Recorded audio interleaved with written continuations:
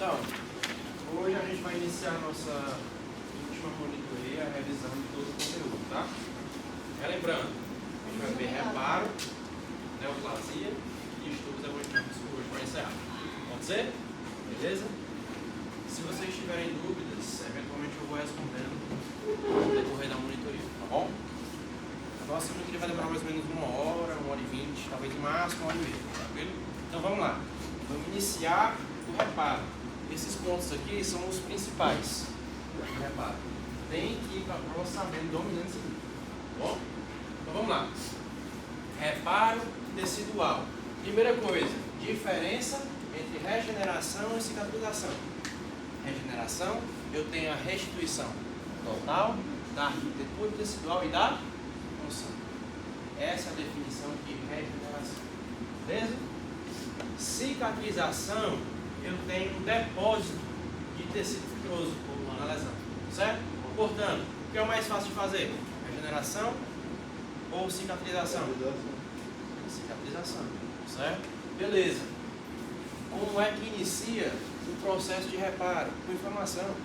Lá na aula de inflamação, lá na PR1, eu falei para vocês que inflamação é uma resposta vascular a uma lesão ou infecção, não é isso?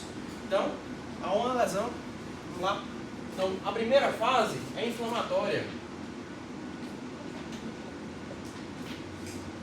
Certo? Ação de principalmente neutrófilos, tá bom? Segunda fase do reparo, proliferativa. Terceira fase, maturação. O que é que eu quero que vocês saibam aqui? Quais são especificamente as células que atuam em cada fase, tá? Fase inflamatória. Quais são as células? Neutrófilos.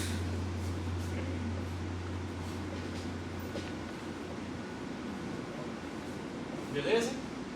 E macrófagos também, tá? Proliferativa. Fibroblastos. Lembrando, cicatrização, qual a definição, pessoal? Depósito de MEC, matriz extracelular, tecido fibroso. Quem produz tecido fibroso? Fibroblasto. Certo? O fibroblasto produz o tecido fibroso, ok? Mas quem estimula o fibroblasto?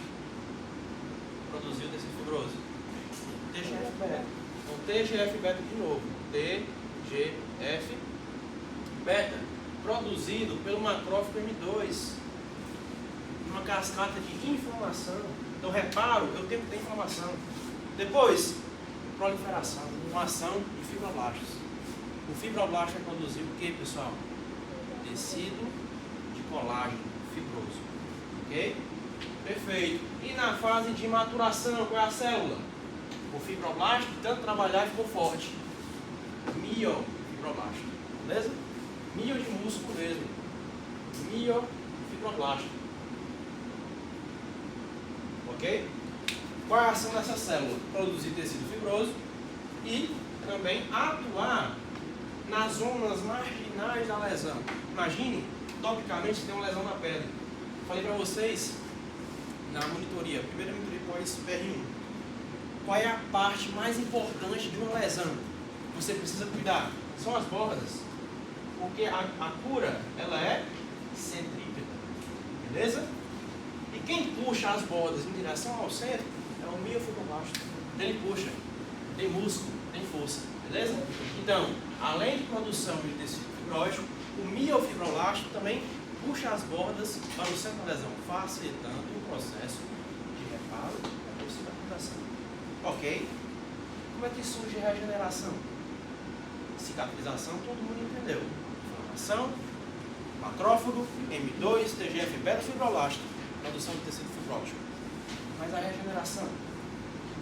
O caminho é quase o mesmo. Macrófago M2, produção de TGF-beta. Eu estimulo as células-tronco locais a se diferenciarem do novo tecido, de mesma arquitetura e função. Ok? Essa é a diferença.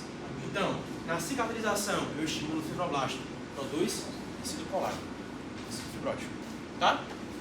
E na regeneração eu estimulo células tronco teciduais locais para construir a nova arquitetura que é semelhante ou igual à anterior, em função da própria estrutura. Tá? Beleza? Então, quais são as fases do reparo, pessoal? A primeira de todas, inflamatória, proliferativa e maturação. Certo?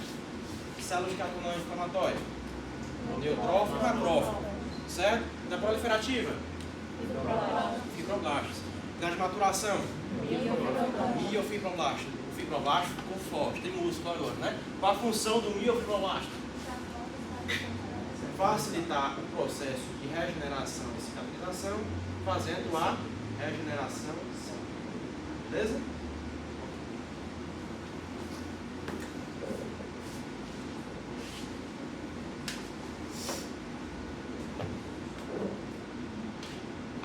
Beleza.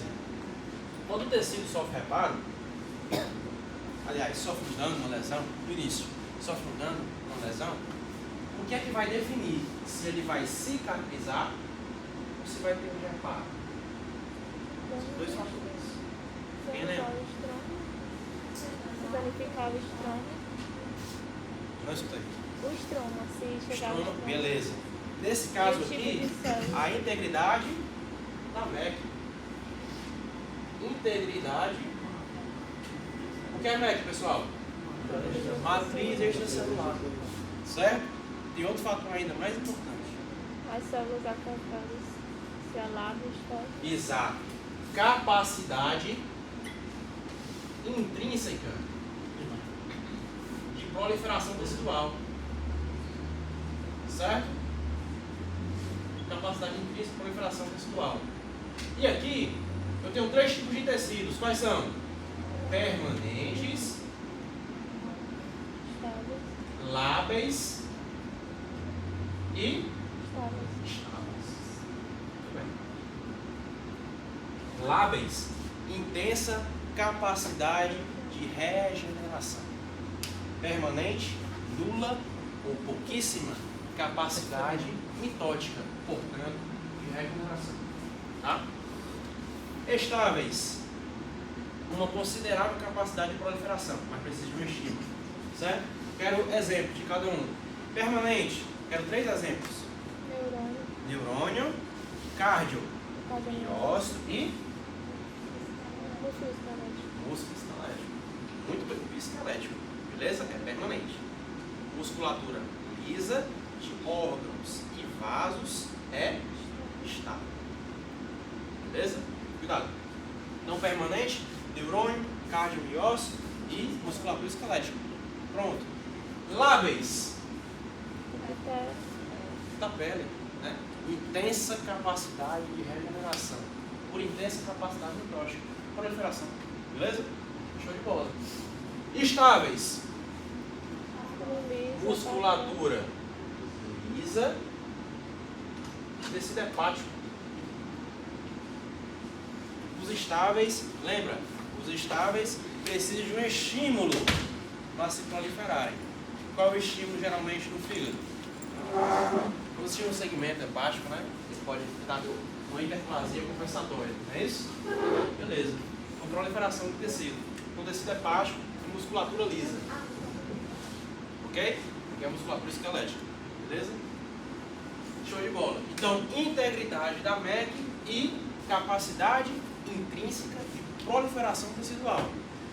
Na monitoria que eu estava dando aula disso aqui, perguntaram por que é que na cesárea da grávida fica a cicatriz da mesma forma? Você tem uma incisão tão grande, tão extensa. Porque eu ultrapasso a MEC, que é o tecido basal na pele. Beleza? Eu ultrapasso a MEC na incisão. Matriz extracelular. Não está indo bem. Então o tecido vai tender à cicatrização. Beleza? Na cicatrização a gente tem anomalias da cicatrização. São 2 principais. Quais são? Cicatrização hipertrófica. Pessoal, quais são antes de cicatrização hipertrófica? Queloide. Entendem esses 2 fatores aqui? senão eu explico de novo. Primeiro, integridade da MEC. O que é que tem na MEC? Proteoglicanos, glicosaminoglicanos. Fatores de crescimento que ajudam o tecido. Ok? Isso é a questão. Então, se eu lesiono a matriz extracelular, o tecido, a lâmina basal do tecido, eu favoreço o processo de cicatrização. Então, eu tenho suporte para regenerar. Então, tem um alicerce para construir um novo tecido, arquitetura nova. Ok? Então, vai tender a cicatrizar. Show! Capacidade intrínseca. Isso aqui já é geneticamente determinado. Ok? Tecidos permanentes, com nula ou muito pouca capacidade mitótica, lábeis com intensa capacidade mitótica e estáveis com pouquinho, fazer que não tem nada.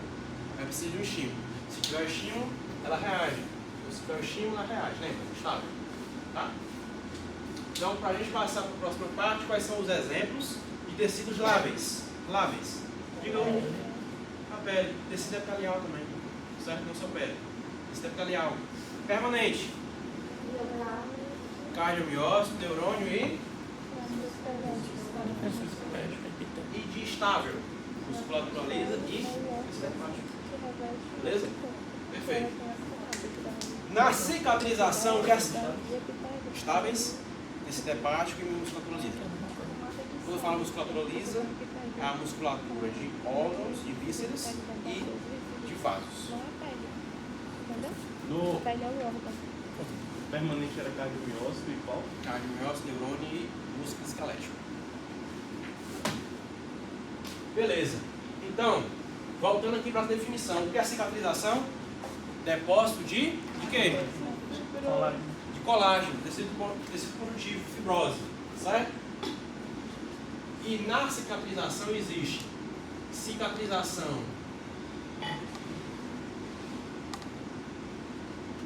hipertrófica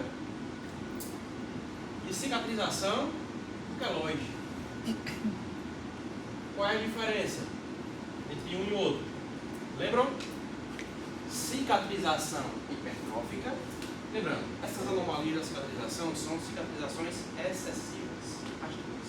Então, cicatrização hipertrófica, tá aqui a lesão, é por cima dos limites da lesão. Fica uma lesão alta. Respeita os limites da lesão, mas ela cresce muito aqui em cima. Beleza? Já que queloide, ele se estende para além dos limites da lesão. Essa é a diferença. Então, cicatrização hipertrófica é uma cicatrização excessiva, mas respeita os limites da lesão. Geralmente fica uma lesão alta. É a queimadura? Não. Não necessariamente. Não tem uma causa específica de queimadura, não. Qualquer incisão, geralmente isso aqui, cara, é o seguinte. Pode acontecer, mas por queimadura é mais comum que a noite. Certo? Bom? Mas, um exemplo aqui, cicatriz de cesárea. Vamos ter cicatrização hipertrófica. Então, qual a diferença de hipertrófica para queloide? Hipertrófica respeita os limites da lesão. Então, tem uma cicatrização excessiva, respeitando os limites. A queloidiana, não. Eu tenho uma cicatrização para além dos limites da lesão. Beleza? Essa é a diferença.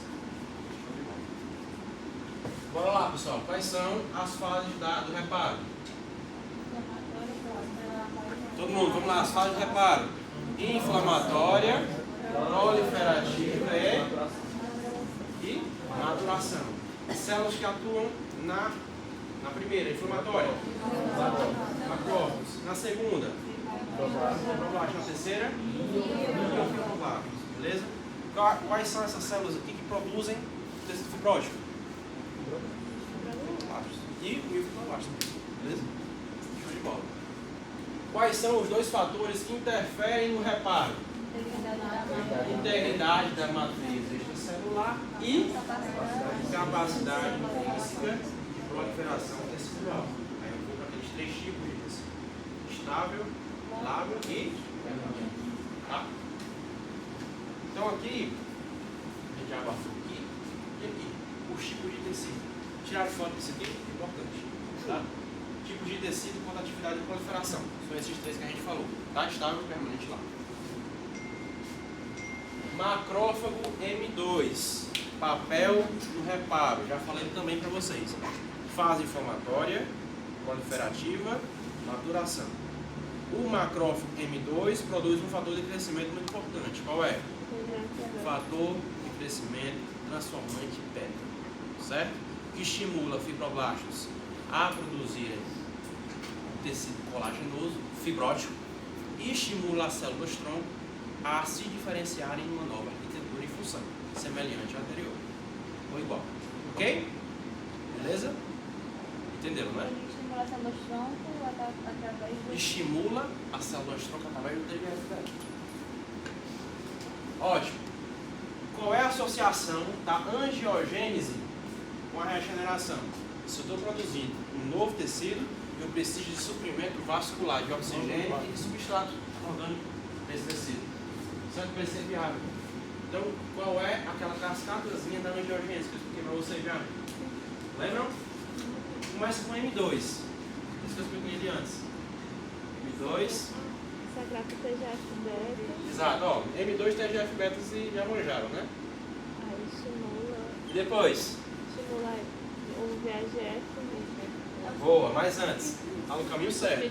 O TGF beta estimula as células endoteliais e as células endoteliais produzem VEGF, fator de crescimento vascular endotelial.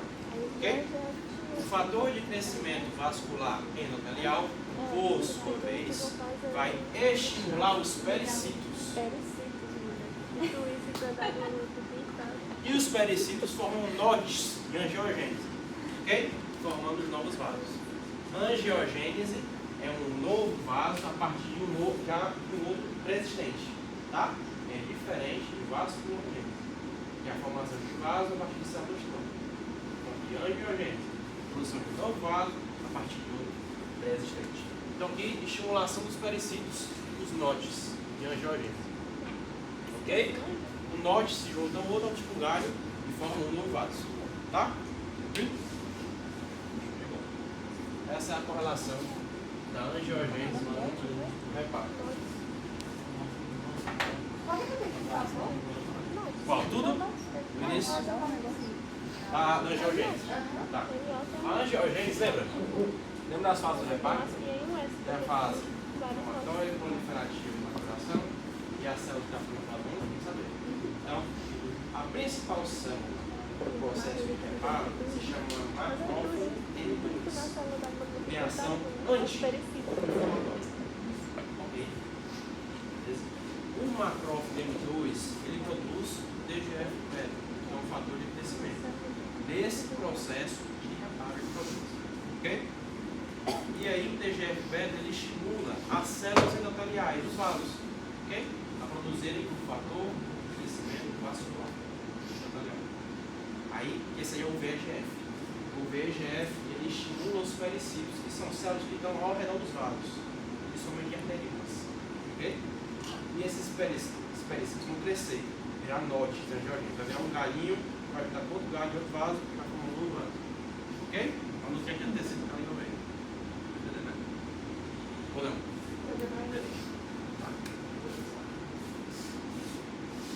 Todo mundo entendeu a cascata da angiogênese? Interessante saber. Talvez ele compre, né? Beleza. Cicatrização de primeira, segunda e terceira intenções. De primeira intenção, eu uno os bordos, a famosa sutura, né? A sutura para facilitar o processo de regeneração. Lembra que a regeneração ela não é centrípeta? Não é isso? Então, se eu facilito o processo de centrípeta, facilita a regeneração. Tá? De segunda intenção, eu deixo a ferida cicatrizar aberta. Muito comum quando a ferida infecciona. Tá? Você não pode fechar a ferida infeccionada. Ok? Beleza. E de terceira intenção, primeiro você deixa a ferida aberta e depois você fecha. Você faz a sutura. Por isso que chama de primeira intenção tardia. Ok? Então vamos lá. Quais são os três tipos de cicatrização? Primeira, segunda e terceira intenções. Primeira intenção, unir os bordos. Ok? Segunda intenção, deixa a cicatriz aberta. Geralmente por secundária força inflamatória, você não pode fechar. Tá? Isso aqui é um abscesso. E de terceira intenção, você deixa primeiro a ferida aberta, depois une os bordos. Eu já falei isso pra vocês também. Esse detalhe é o seguinte, todo semestre eu ensino uma coisa e o Evandro ensina outra. Cuidado. Eu estava explicando a terceira intenção, todo mundo estava se olhando, né? Então, mas por definição é o seguinte, terceira intenção, primeiro deixa aberto, depois você fecha. Fato, ok? Mas Sabe não tem disso? determinado que está aberto? Não tem. Ok? Quando for refazer para aproximar uma borda da outra, até 6 horas no máximo. Cara, assim, não há regra, entendeu? Depende muito do local da ferida. Depende muito do local da ferida. Geralmente pele é muito contaminado, né? Muito contaminado, está ficando e tal. Geralmente você espera de 4 a 6 horas, mas não tem tempo determinado, tá bom? Ok? Beleza. Então vamos lá, para a gente passar para o próximo conteúdo, tem que dominar isso aqui. Então vamos lá. Revisando.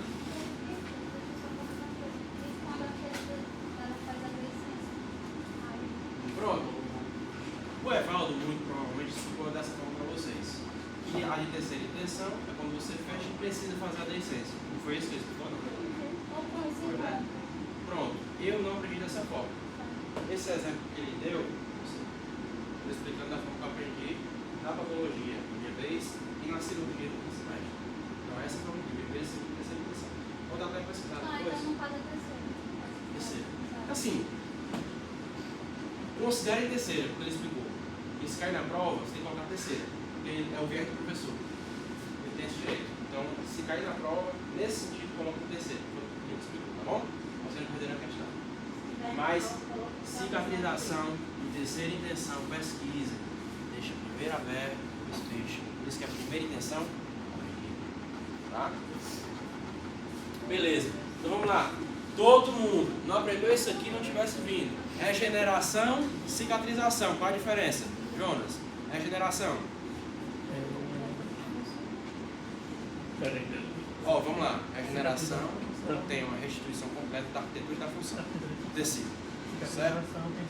Cicatrização, depósito de colágeno. Beleza? Juan, regeneração, primeiro. Eu tenho a... Do tecido, da função. Show de bola. Cicatrização é só do tecido, não da função. Cicatrização, mas qual o tecido na cicatrização? Colágeno. Colágeno. Bom, show. Marília. Era ela, viu? A diferença entre regeneração e cicatrização. Na regeneração são as células que vão formar a arquitetura das células e na cicatrização a formação de deposição de colágeno. Show. Beleza? Quais são as fases do reparo? Todo mundo já sabe. Inflamatória, proliferativa e maturação. Beleza. Fatores que interferem no reparo: integridade da matriz extracelular ou lâmina basal e capacidade de proliferação tecidual. É geneticamente determinado para tecido. Ok? Quais são os tipos de tecido quanto à proliferação? Estável, lábil e permanente. Exemplo de permanente: neurônio, cardiócito e músculo esquelético. Beleza. Estável: tecido hepático e musculatura lisa. E lábio: pele e tecido epitelial. Bom? Show de bola. Qual é o papel do macrófago, M2, no reparo? Produzir TGF-beta. TGF-beta auxilia na estimulação das células-tronco, na regeneração, e auxilia no fibroblasto, produção de tecido colaginoso. Ok? Show. Regeneração. As etapas da regeneração, da angiogênese, que a gente viu, dentro do processo de regeneração. Mas são a cascata. TGF-beta, M2, né? Não é isso? Aí. Para você. Beleza, não tem problema. Só mais uma Macrofugami 2. pessoa, Paulo. Macrofugami 2, que tem a função de promover a regeneração, estimular a produção de TGF-beta, as células endoteliais, produzir VEGF, que é um fator de crescimento endotelial, e os pericídios, que seriam os NOTs. Eu não sei muito bem O sobre helicito, ele cresce e vira o note. Vira o note, Beleza? Que é o precursor do vaso. exatamente, são as células ao redor dos vasos. Aí isso como faltou. Ok? Show. Cicatrização, primeira, segunda e terceira intenções. Primeira, nos bordos, facilitar o processo de cicatrização. Segunda, deixa aberto. Terceira, deixa primeiro aberto, depois nos bordos.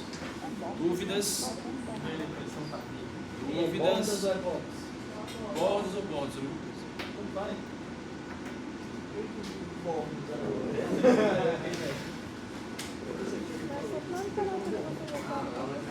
Pessoal, por hoje é só, viu?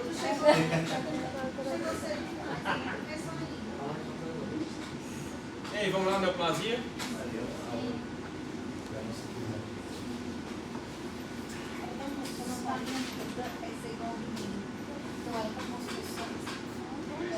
Bora lá.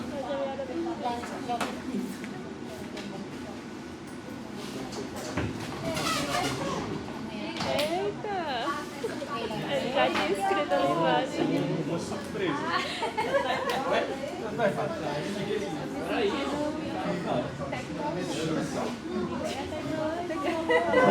Eu que dei a ideia. Dei a ideia. Quê? A senhora tá surda.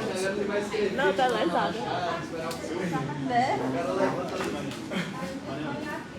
Vamos lá.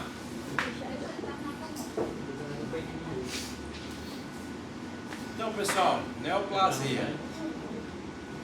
O que é neoplasia? Surgimento, crescimento de um novo tecido, certo?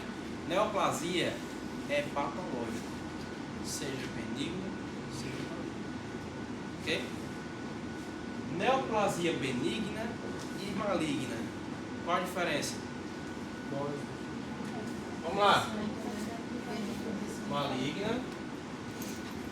Lembrando, pessoal, vou tentar condensar tudo que eu vou falar em todas as monitorias, tá bom? Para quem faltou não perder nada. Agora preste atenção nos detalhes, tá bom? Maligna, benigna. Vamos lá. Na maligna, quais são as características? Bordas mal delimitadas. Bordas mal delimitadas.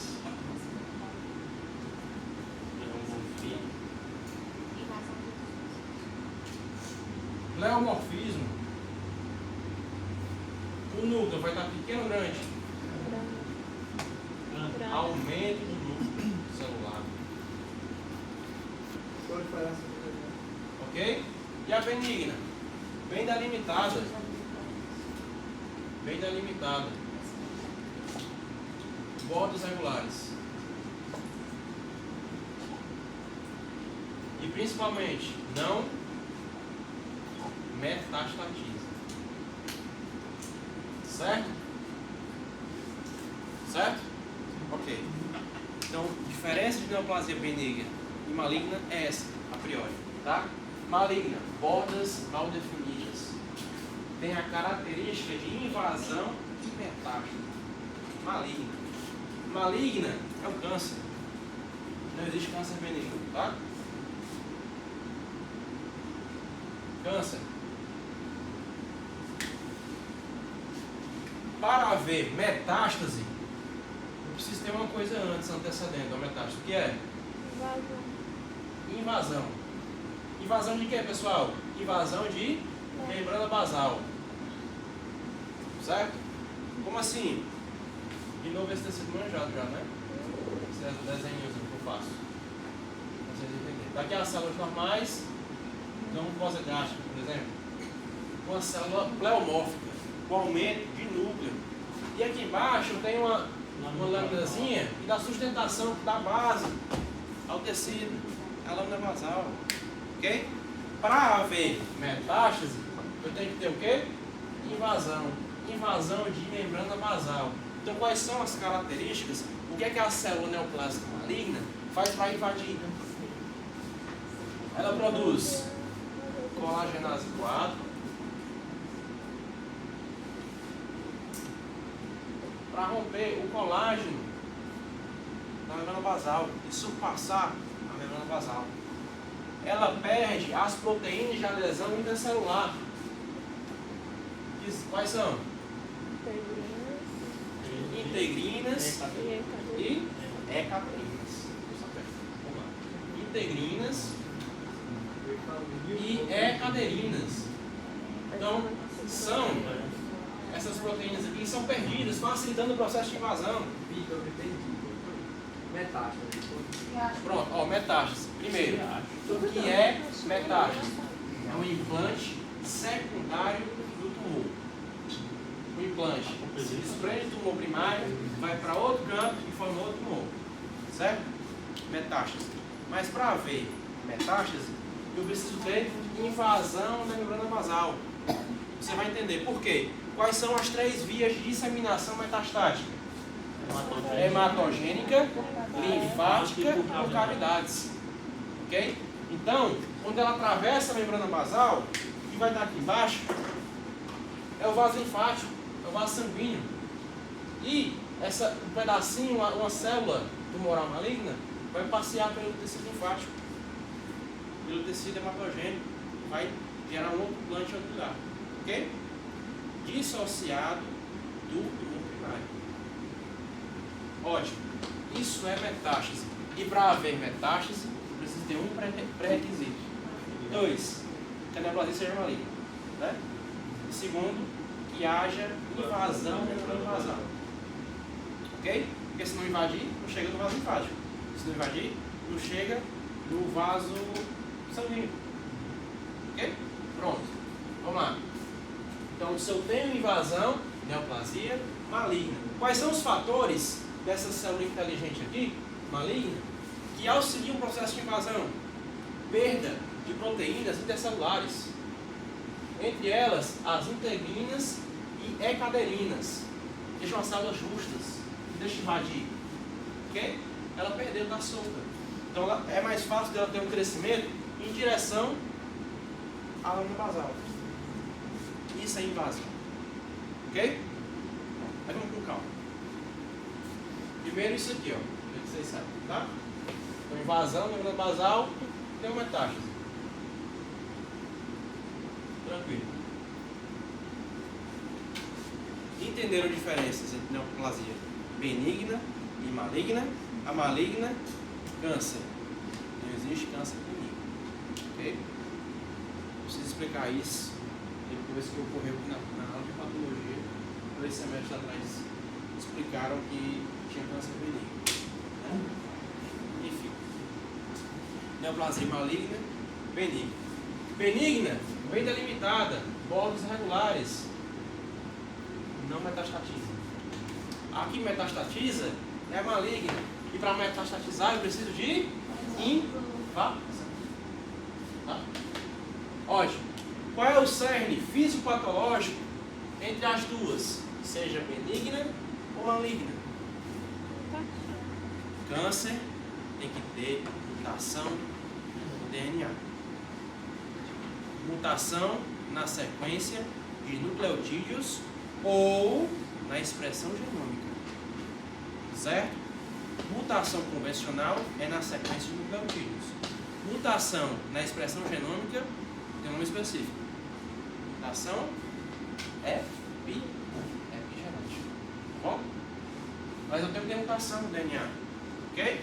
Ou seja, eu tenho uma lesão no DNA, uma mutação no DNA e essa célula, por alguma forma, não morre. De alguma forma, não morre.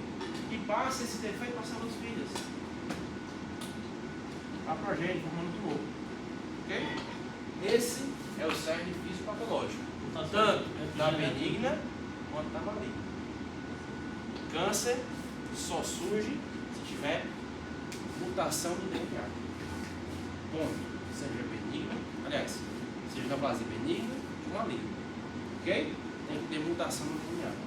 E aí, existem os genes alvo, que são alvo dessas mutações, principalmente. Quais são os genes alvo do câncer? Vamos lá, você já sabe, são 4. Supressores de tumor. O que mais? Reparadores do DNA.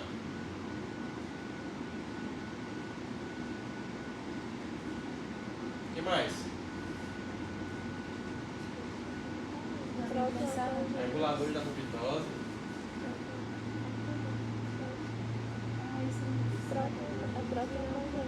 E o último? Proto-oncogênese. E proto-oncogênese. Vamos lá, vamos com calma. Por que é, Pedro, que esses genes são alvo da mutação do câncer? Primeiro, se eu muto um gene supressor de tumor, ele perde a função de suprimir os tumores. Que difícil, né? Exemplos de gene supressor de tumor: BRCA1, BRCA2 e TP53. Ok? Se eu tenho uma mutação no TP53, especificamente, eu posso dizer que síndrome? Síndrome de linfopenia. Beleza. Supressor de tumor. Por que é interessante eu ter uma mutação no reparo do DNA? Os genes reparadores do DNA.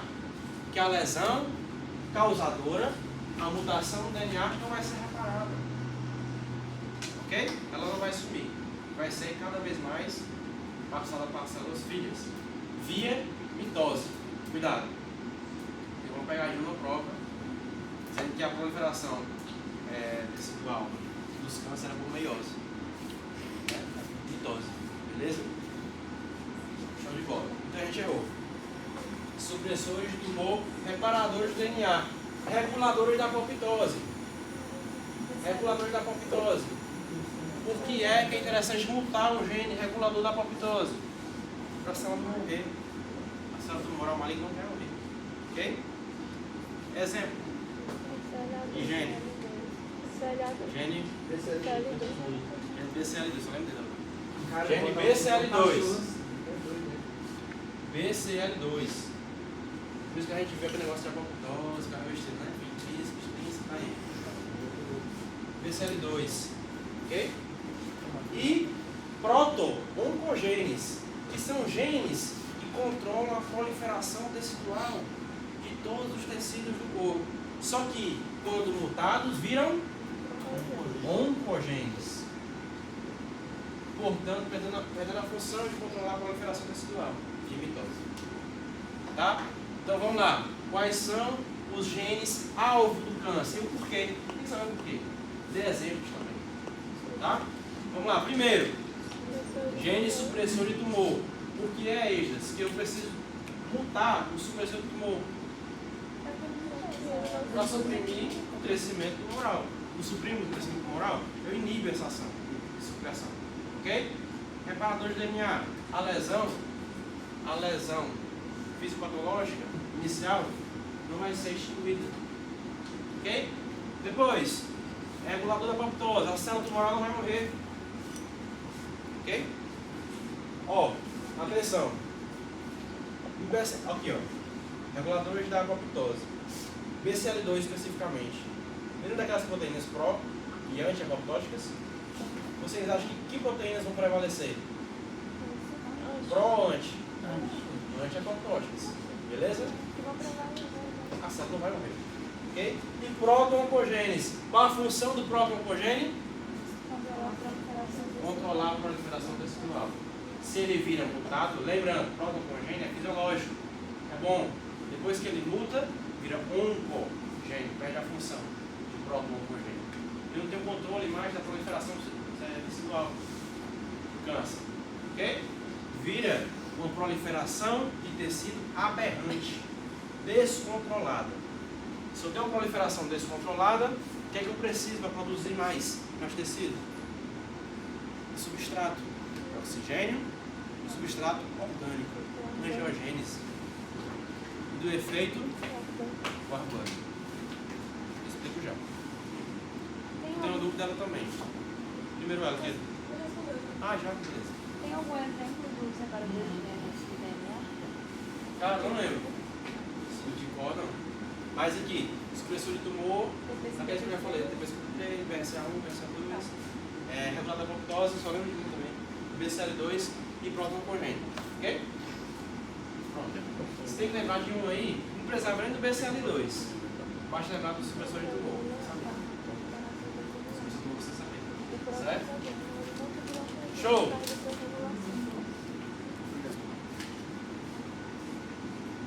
Carcinogênese, alterações metabólicas. Estava explicando agora há pouco.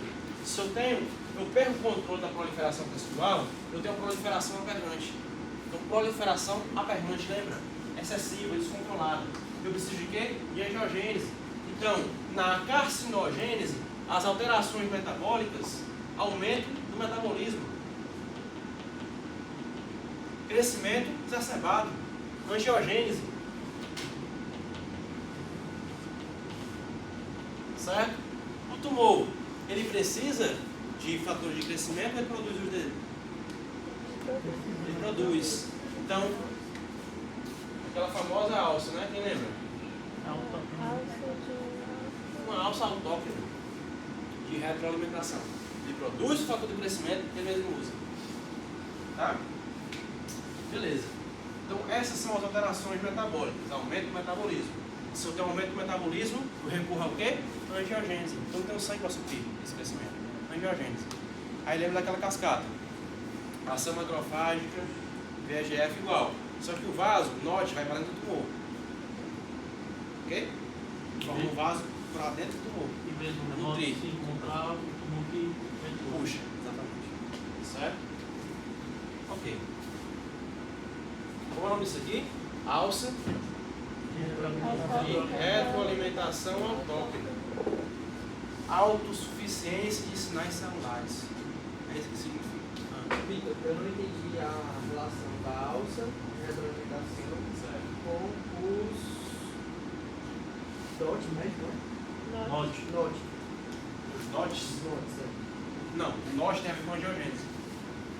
Lembra da angiogênese parecido com o NOT? Mas a angiogênese tem a ver com a retroalimentação e esse estímulo Não. da autossuficiência e tal? Carcinogênese. Tem a ver também, mas veja, são coisas dissociadas que formam um conjunto. Aumento do metabolismo. Se eu tenho um aumento do metabolismo tecidual, preciso de quê? De oxigênio e de substrato. Glicose, ok? Eu tenho isso no sangue? Não, vai faltar. Então eu recorro de uma forma desesperada à angiogênese. Ok? Pronto, a angiogênese. Aqui, cara, é o seguinte. Nesse sentido aqui da alça, é só para fator de crescimento. O fator de crescimento vai essa aula crescer. Então, ela é esperta. Ela produz o fator de crescimento, ela mesma usa e cresce. É isso que se chama autossuficiência de sinal celular. Então, quando falar de autossuficiência de sinais celulares, é a autoprodução dos fatores de crescimento, com base no estroma tumoral. O estroma tumoral é um microambiente tumoral, ok? E dá sustentação de fatores de crescimento para a angiogênese, para a proliferação tecidual. Essa é a importância do estroma. Beleza? Ótimo. Respondeu a dúvida? Entenderam carcinogênese? Entenderam alterações metabólicas, pessoal? Isso aqui é muita coisa, muita informação de uma vez só. Vamos lá. Aí aqui, ainda nas alterações metabólicas, a gente tem aqui o efeito Warburg.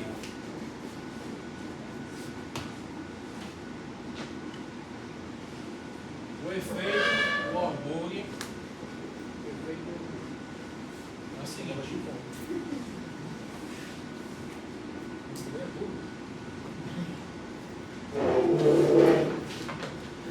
As células tumorais, elas preferem respirar pela via glicolítica, mesmo que eles produzam bem menos ATP. Então, o que é o efeito Warburg? A célula tumoral não respira pela via condicional, a convencional, que é a via de fosforilação oxidativa, na cadeia transportadora de elétrons, respiração celular. Vai pela via glicolítica. E qual é o intuito? Se eu não faço respiração, lembra a equação química da respiração? Respiração celular, pessoal, é queimar glicose. Respiração celular é queimar glicose. Então, glicose mais O2 que forma o quê? CO2 mais água, não é isso? Se eu respiro pela forma da fosforilação oxidativa, eu jogo de graça para a atmosfera um CO2 junto com o carbono. Pela via glicolítica, eu poupo o carbono. Então o objetivo é esse, poupar carbono, para que haja mais tecido orgânico para produzir o tecido de proliferação. Beleza? Deu para entender? Então qual o objetivo do efeito Warburg? Poupar carbono, por via glicolítica ou de fosforilação oxidativa? Não, glicolítica. Na fosforilação oxidativa, veja, eu teria essa reação aqui, ó, nas mitocôndrias, jogando o CO2 de graça para a atmosfera, jogando fora o carbono. Eu Ok? achava que ia conservar o CO2 do tecido. Aí ele ia ter mais CO2, mais carbono disponível no tecido.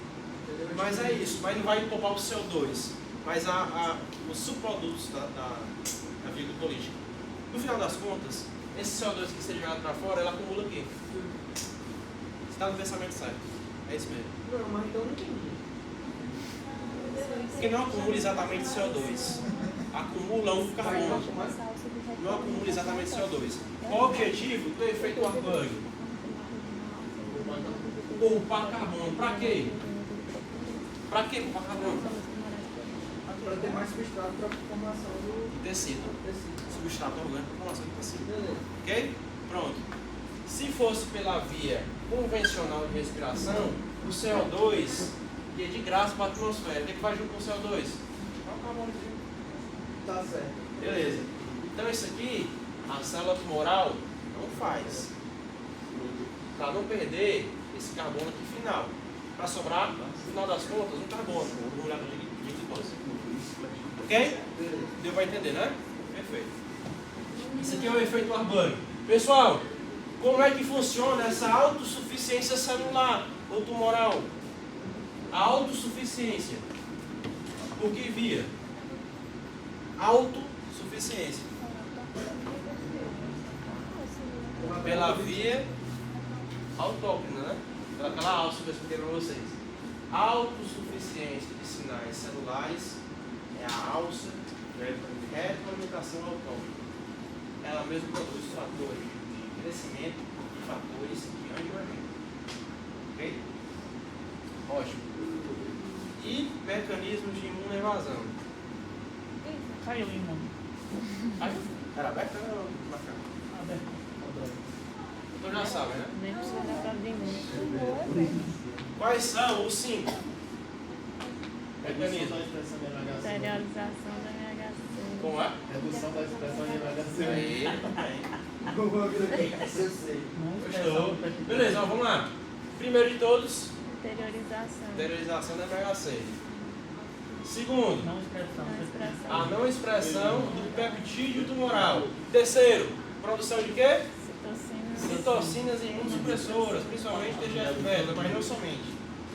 TGF-beta, produção de citocinas imunossupressoras. Quarto, eu expliquei para vocês, vocês podem ter colocado na prova. Fica mais Dupla aí. de plaquetas. A produção né? da Armadura proteína plaquetária. Triplo. ok? Que impede a via extrínseca da apoptose. Com essa célula aqui, que é o CTL, né? Que é o TCD8. Por via do MHC tipo 2. Né? Não, tipo 1. Beleza, tipo 1. MHC 1. Beleza. Ah, Vitor, não precisa saber mais disso que já passou para o imuno. Mas é patologia ainda, tá? Isso aqui é patologia. Então, quais são os 3 mecanismos de imunoevasão tumoral? Aliás, 5. Interiorização do MHC,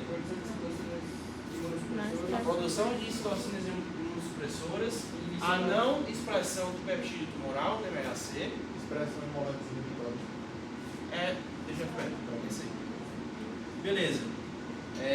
Proteína flip. A produção da proteína flip pela célula tumoral, que Tem um impede a via extrínseca da apoptose pela via do receptor de morte. Tá aí, via extrínseca de novo, né? Aquela aula chata que serviu pra gente. Viu? Beleza. E a última? Que o Evaldo gosta muito. Camuflagem de plaqueta, né? Se cair imune, não vai cair em patologia não, beleza? Eu acho. Pronto. Quais são?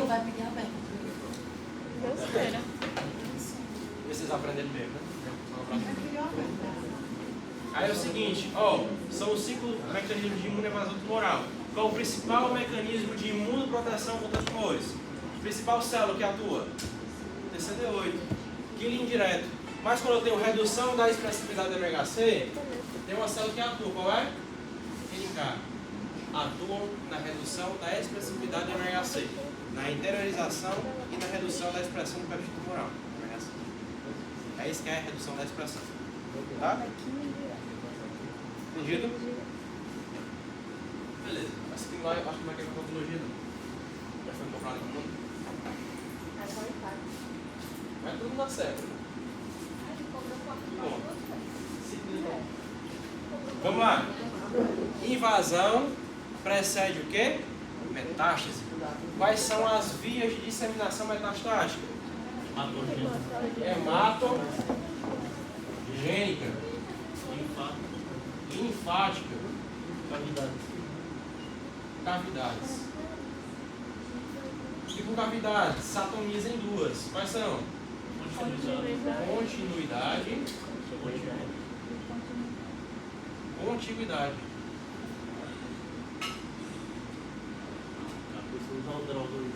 Ó, vias de disseminação metastática. Primeiro, que é metástase, implante secundário do tumor. Ocorre neoplasia maligna ou benigna? Maligna, tá? Para haver metástase, é preciso ter invasão. O que é invasão? Invasão da membrana basal. Ok? Aí tem aqueles mecanismos lá, frouxidão de células epiteliais, mesenquimais, de proteína de adesão intercelular, integrinas, potencial temporário. E as vias de disseminação são essas, ok? Pelo sangue, pela linfa e continuidade, que é por cavidades, ok? São as vias de disseminação metastática.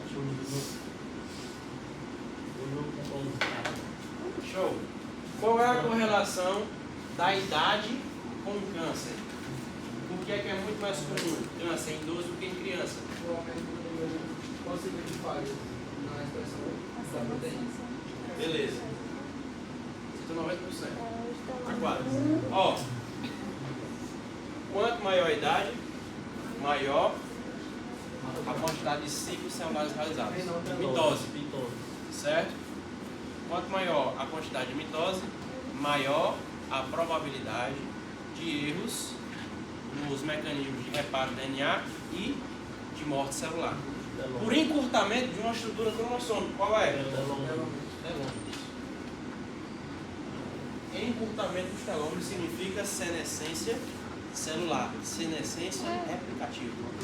Ó, a proliferação tecidual cancerígena é por mitose ou meiose? Mitose, tá? Ninguém erra essa questão, você caiu, por favor.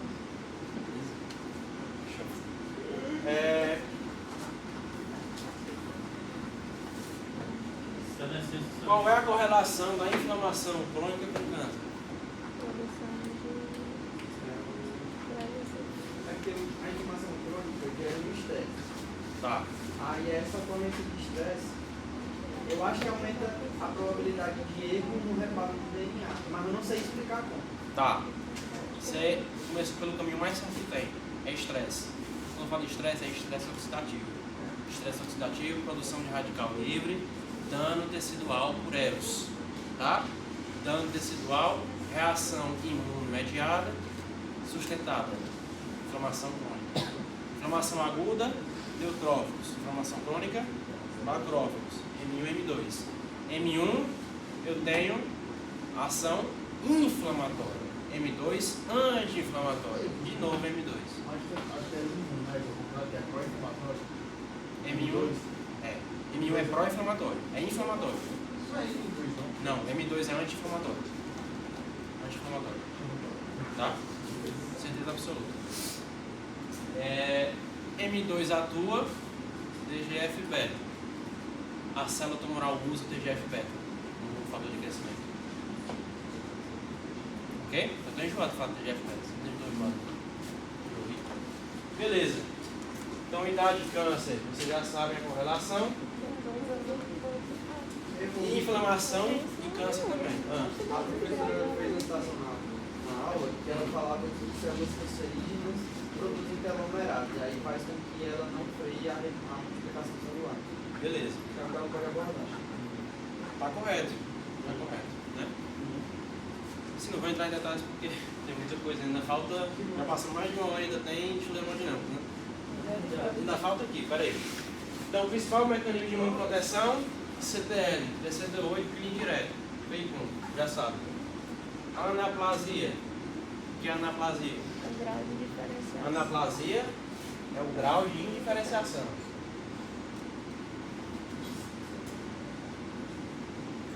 Beleza? O que isso quer dizer? Quanto mais uma célula é anaplásica, célula tumoral maligna, pior o prognóstico. Como assim?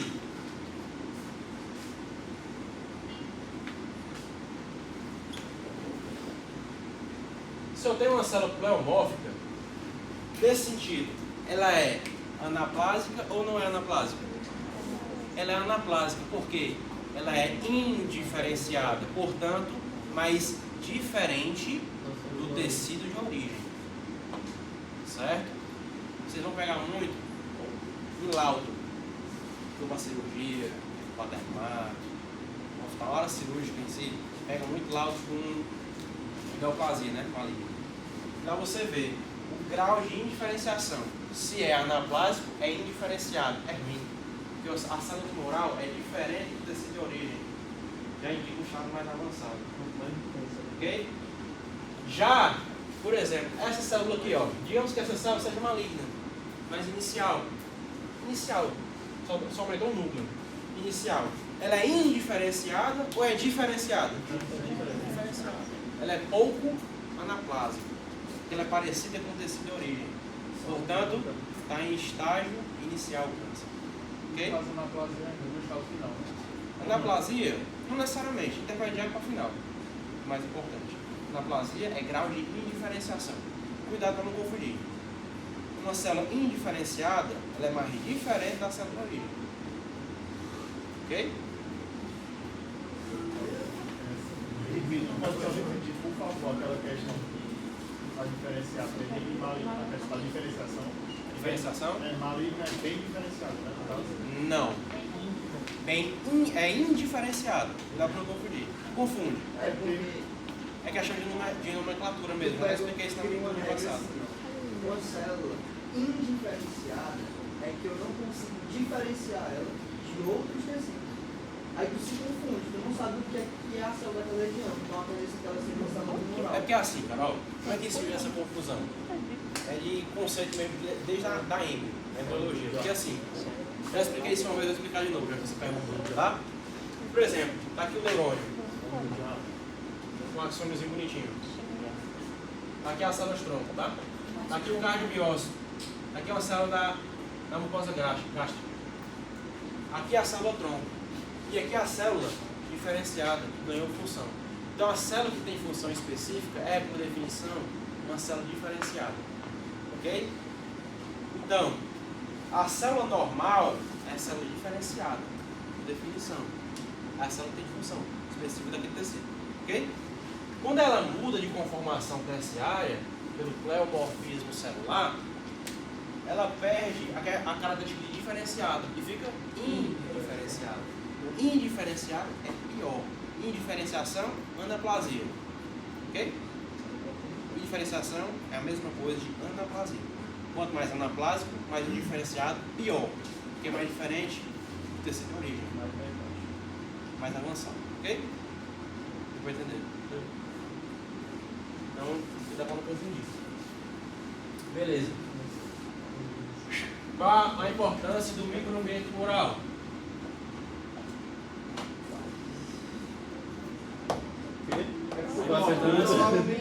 O microambiente tumoral. O que é o microambiente tumoral? É o estroma. Não esqueceu. É estroma.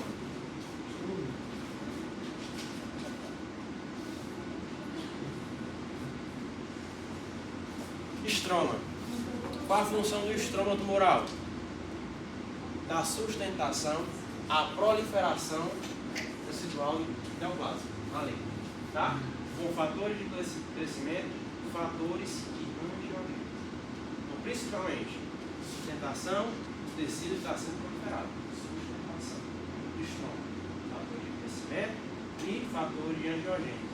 Tá? Lá mesmo produz e lá mesmo se usa. Ok? Essa é a importância do microambiente tumoral na progressão do tumor. Ok? Dúvidas?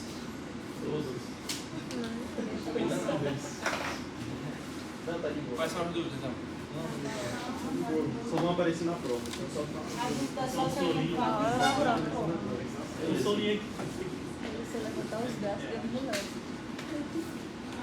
São mais duas.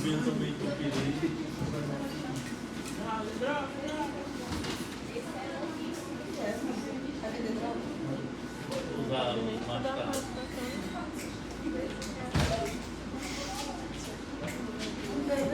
Vamos lá. Distúrbios hemodinâmicos. Eu acho que já é suficiente. Eu acho que é boa. Aquela aprofundada assim.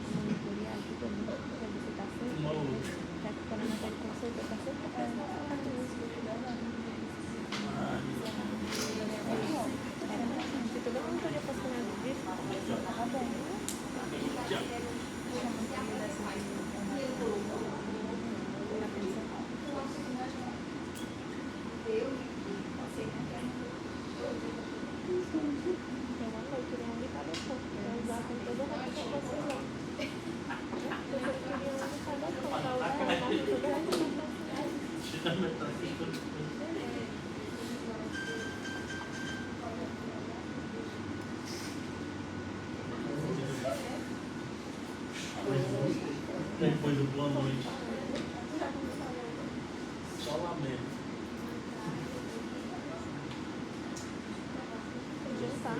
Pois é. Entendeu? Não, é por aí, Maria.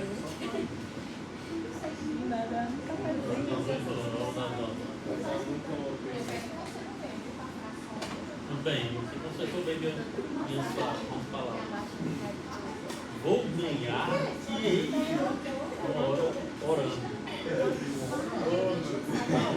Vou estar tendo luta agora lá, não estou morando, tá certo. Ela armei a finada cantando sempre. Você vai ser um maestro? Vou pegar o meu cachorro de karaokê e vou descer lá. Uma pretensão, energético, uma ritalina.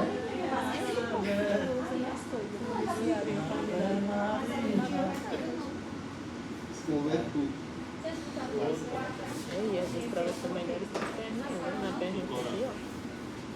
E aí, pessoal, vamos lá para encerrar? O mundo está cansado, inclusive.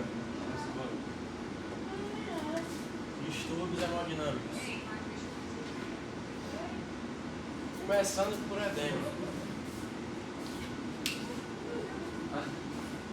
Edema.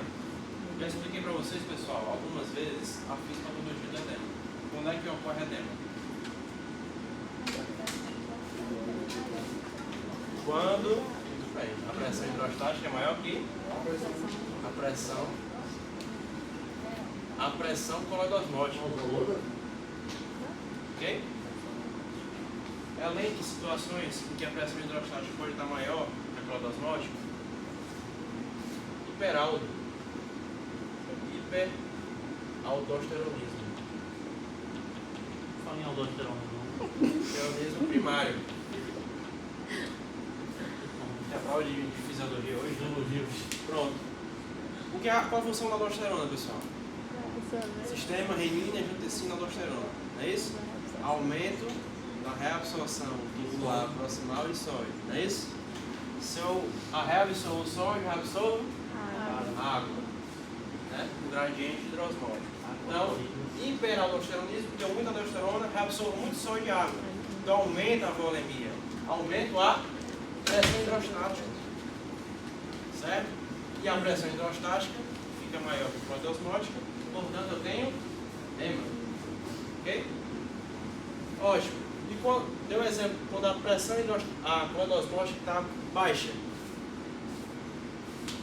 Cirrose. O paciente não produz as proteínas de fase aguda, principalmente albumina. Não somente, né? Albumina, globulina, tal. Albumina principalmente. Redução da albumina, eu reduzo a osmolaridade sanguínea, a concentração do sangue. E por osmose, lembra da osmose? Vai do menos concentrado, líquido, mais concentrado. Se eu perco a albumina, o sangue fica hipoconcentrado. Então, o líquido do dentro do vaso vai para o terceiro espaço, que é o tecido. Certo? Então, eu perco a albumina. Cirrose. Síndrome nefrótica. Vocês viram em renal? Viram? Síndrome nefrótica. Proteinúria maciça. Perco muita proteína na urina. Inclusive, albumina. Certo? É um indicativo de lesão glomerular. Tá? Síndrome nefrótica. Se eu perco muita proteína, eu tenho pouca proteína no sangue. Redução da pressão coloidosmótica. Edema. Tá? Então, edema ocorre sempre que a pressão coloidosmótica for suficiente para sobrepujar com a hidrostática for suficiente para sobrepujar com a osmótica. Sempre. E dei alguns exemplos só para vocês associarem. Hiperaldo aumenta a absorção de sódio, aumenta a hidrostática. Cirrose e síndrome nefrótica, perca de albumina, redução da coloidosmótica. Os dois casos têm edema. Certo? Beleza. Edema, ok? Quando é que eu tenho edema, pessoal? Quando a pressão hidrostática for suficiente para sobrepujar com a osmótica. Edema. Hiperemia. O que é hiperemia? Hiperemia não. Aumento do fluxo sanguíneo local. Lembra dos sinais explosivos da inflamação? Sinais cardinais? Dor, calor, rubor, edema e perda de função. Edema e hiperemia andam juntos. Edema e rubor. Né? Hiperemia é rubor. Tá? Comuns em sinais inflamatórios. Hiperemia. Tá? Congestão também. A congestão vai deixar a pele mais vermelha, hiperemiada. Congestão de sangue. Ok? Perfeito. Choque. Quais são os tipos de choque? Vamos lá.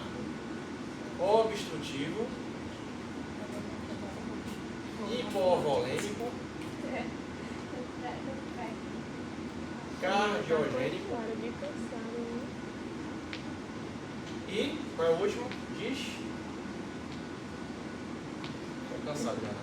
Distributivo. Dentro do distributivo tem 3. Quais são os 3? Aqui dentro. Neurogênico. Não. Séptico. E anafilático. Vamos lá. O que é choque, pessoal? Choque.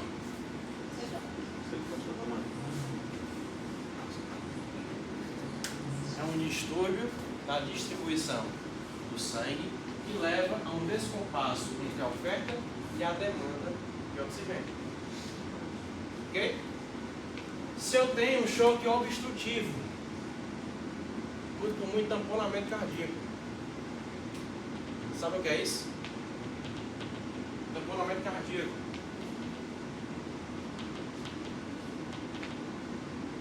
O pericárdio fica cheio de sangue e o coração não consegue contrair direito. Certo? Fica tamponado. O tamponamento cardíaco é isso. O hemopericárdio. Ok? Se eu não contraio direito o coração, eu tenho choque obstrutivo. Está obstruindo a saída do sangue. Ok? Outro exemplo, quando eu tenho estenose de aorta. O que é estenose? Estreitamento. Ok? Obstrutivo. O sangue não vai passar. Ok? Então, o que é choque? É um distúrbio da distribuição do sangue que leva um descompasso entre a oferta e a demanda de oxigênio. Ok? Obstrutivo é bem simples, tem alguma coisa obstruindo a saída do Como é sangue. aí, editor aí? Hipovolêmico. Tá perguntando aí. Hipovolêmico. Quando eu tenho perda de sangue, certo? Como em traumas, perda sanguínea, choque hipovolêmico, perda de sangue. Ok? Ok? Obviamente vou ter um problema na distribuição do sangue por falta de sangue. Hipovolêmico. Tá? O hipovolêmico ele pode levar a uma lesão renal. Pré-renal ou pós-renal? Pré-renal, né? Por hipovolemia. Hipoperfusão renal. Perfeito. Cardiogênico. O problema está na bomba. Qual a função do coração? Pega o sangue da veia, joga na artéria. Pega o sangue da veia, joga na artéria. É isso, é a função dele. Pode ter um problema, uma insuficiência cardíaca, uma insuficiência descompensada, certo? Pode ter um choque cardiogênico, problema na bomba. O coração não está funcionando direito. Então leva a um problema de distribuição do sangue. É um choque. Tá bom? Distributivo. Temos o neurogênico, temos o séptico e o anafilático. Tem uma característica comum aqui. Vasodilatação periférica. Que leva a uma hipovolemia relativa.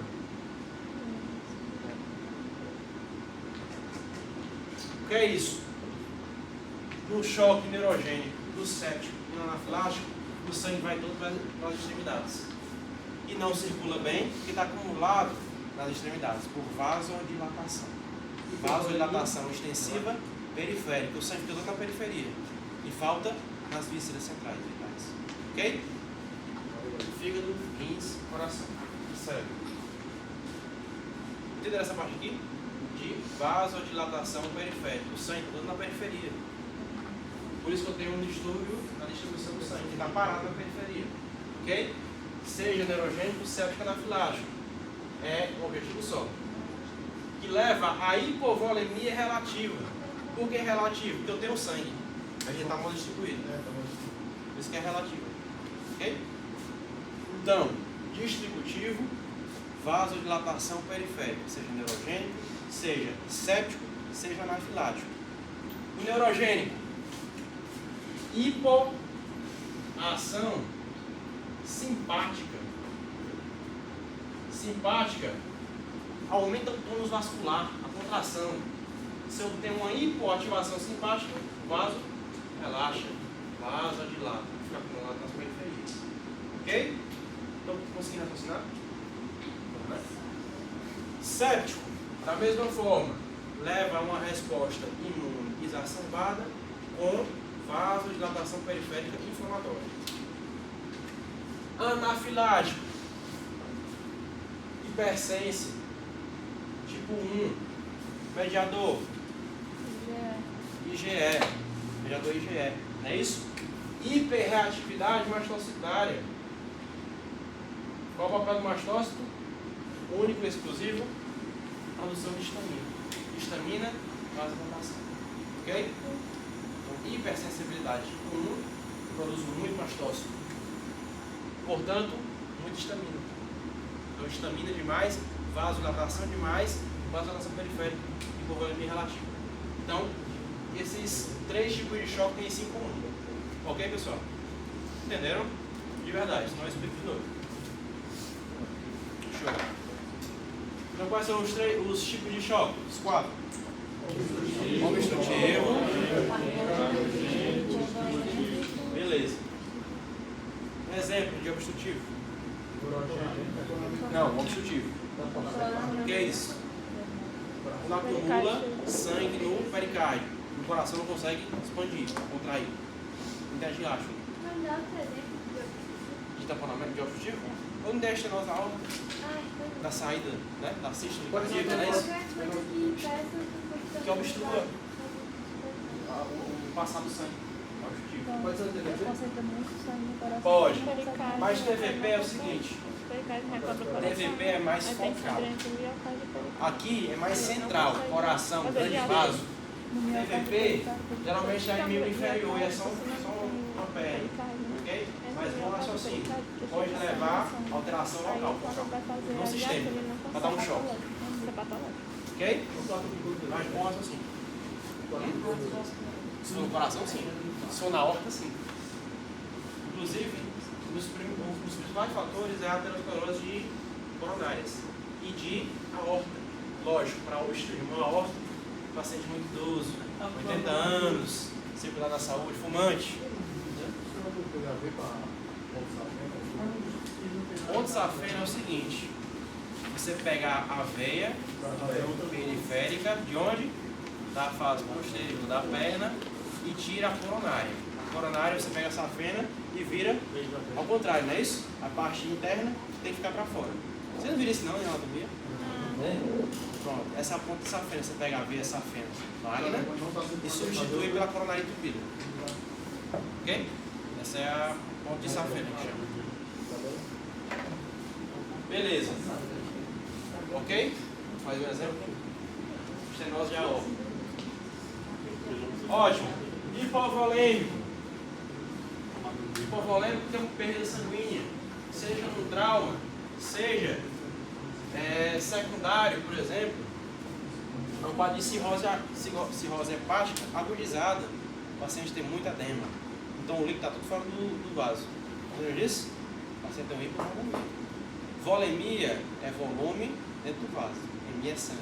Certo? Hipo, baixo. Ótimo. Hipovolemia, lembra de trauma, sangramento agudo. Cardiogênico, o problema está onde, pessoal? Beleza.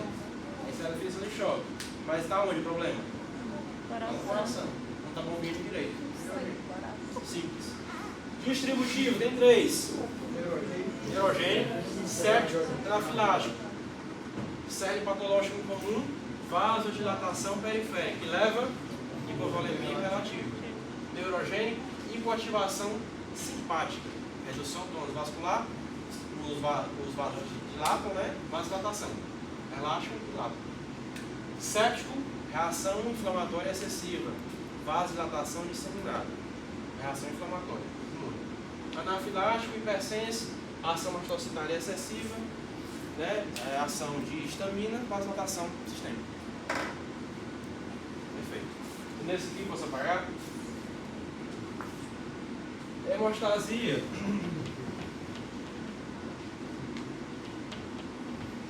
A hemostasia primária, bem simples.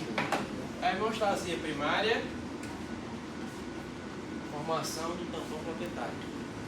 Hemostasia secundária, estabilização do tampão, formação do coágulo por via da rede de fibrina. Ok? Então vamos lá. Hemostasia primária, formação do tampão plaquetário. Hemostasia secundária, estabilização do tampão, formação do coágulo pela rede de fibrina. Rede de fibrina é como se fosse uma cola, vai amalgamar tudo, ok? Formando um coágulo. Beleza. Primária e secundária é isso. Eu posso ter um aumento dos fatores de coagulação levando a trombose, uma redução dos fatores de coagulação levando a hemorragia, certo? Um distúrbio de hemostasia primária e secundária. Na TVP, na trombose, eu tenho isso aqui, tríade de Bischoff. 3 coisas. Indica, são 3 coisas. Vai ser a tríade, né? É o quê? Lesão endotelial. Hipercoagulabilidade. Ó, lesão endotelial. Hipercoagulabilidade. E estado vascular. Estado vascular é difícil de entender. Se você coloca um copo, algum suco, alguma coisa, decanta, não é isso? O vaso é igual. Vai decantar os fatores, os elementos figurados do sangue, formando o tronco, certo? A gente tem estado vascular. Perfeito? Então a tríade de Bischoff é lesão endotelial, hipercoagulabilidade e estase vascular. Estase vascular.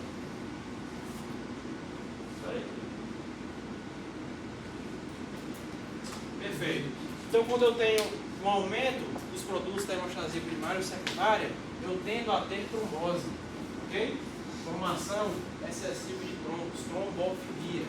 Ao contrário, eu tenho hemorragias hemorragia que ela pode ser pontual, chamada de petequia na pele.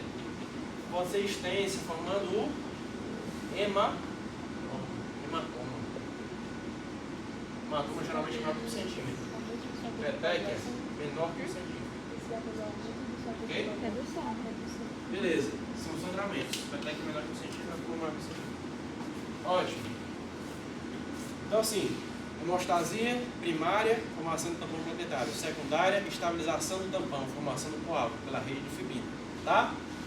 Se eu tenho um aumento excessivo dos fatores de coagulação da hemostasia, favorece ter trombose, certo? Na trombose tem que levar tríade de Bishop, que é a lesão endotelial, hipercoagulabilidade e estado vascular. Tá? Infarto e isquemia. Isquemia para a gente terminar. Na primeira monitoria, eu falei para vocês o que era isquemia. Quem lembra? É uma obstrução mecânica do fluxo arterial do retorno venoso, certo? Que leva à hipóxia, que é infarto. Dano tecidual por hipóxia. Infarto não é só no coração, não. Posso ter infarto na pele. Posso ter infarto no cérebro, que é chamado de acidente vascular encefálico. Ok? Cerebral. Isquêmico hemorrágico. Tá? Então, dano tecidual por hipóxia. Geralmente levando à morte. Tá? Necrose. Então, ele falou de infarto do miocárdio, não falou para vocês? Beleza. O infarto do miocárdio tem um examezinho laboratorial que você pede, que identifica bem direitinho. Tem lesão do miocárdio. Qual é? Troponina. Troponina. CKMB. Vitor, isquemia é só obstrução, né? Isquemia é só obstrução. Ou do fluxo arterial, ou do fluxo venoso, retorno venoso. Tá? Infarto é dano tecidual por hipóxia. Geralmente leva a morte celular, a necrose. Ok? Beleza. Então, o infarto agudo do miocárdio. Infarto cerebral é chamado de AVC. Infarto é dano por hipóxia. Beleza? Já que ele falou especificamente do infarto agudo do miocárdio e citou esse exame lá, vou saber. Acusa logo troponina e CKMB, que são marcadores de lesão do miocárdio. Ou seja, a célula miocárdio que sofreu, debilize e liberou. Isso na corrente sanguínea. Troponina e CKMB. Ok? Perfeito. Então, dúvidas? São marcadores de lesão. Miocárdio. Acabou? Dúvidas? Rapaz, assim, das últimas 3 turmas ele não comprou, especificamente não. Mas assim, inclusive pessoal, é que assim, eu estou sem tempo hoje, mas se vocês tiverem dúvida sobre a cascata de coagulação, me manda no WhatsApp, no privado, eu respondo, tá bom? Inclusive, não somente disso, qualquer coisa. Vou ficar disponível até vocês passarem, né? Você responde na hora da prova? Até passarem na final. Passarem. Pode tirar foto, tá saindo. Ei pessoal, obrigado, foi um prazer.